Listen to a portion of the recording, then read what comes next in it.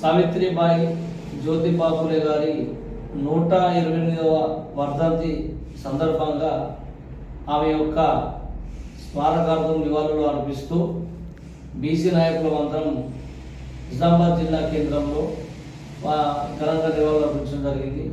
మరి ఆమె యొక్క ఆశయ సాధన కోసము మరి ముందుకు సాగిస్తామని సందర్భంగా తెలుపుకుంటూ రాబోయే రోజులలో కూడా బీసీలను మరింత ఉద్దేశపరుస్తూ గ్రామాలలో మరి బీసీల యొక్క చైతన్యాన్ని తీసుకొస్తూ మరి బీసీల జనాభా 70% ఉన్నప్పుడు వాళ్ళకు కావాల్సిన జనాభా తమాషా ప్రకారము వాటా ప్రకారము చట్టసభలలో కానీ మరి ఉద్యోగ రాజకీయ రంగాలలో కానీ వారి కోసం మేము కొట్లాడతామనే సందర్భం చెప్పుకుంటూ బీసీ నాయకులు అంటే కేవలం పేపర్ మాత్రంకే పరిమితం కాదు, మరి ఉద్యమకారులుగా మిగిలాలా.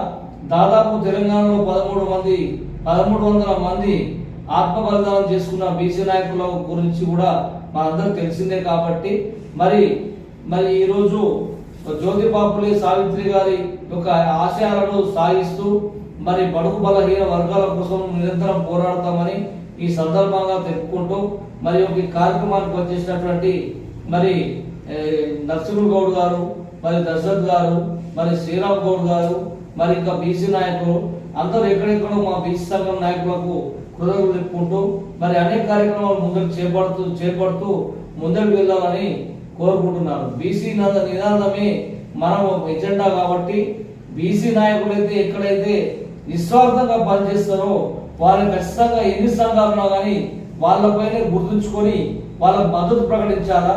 లేని పక్షంలో మీ సంఘాలు కానీ మీరు కానీ దెబ్బతినే పరిస్థితి ఈ సందర్భంగా చెప్పుకుంటున్నాను. జై బీసీ.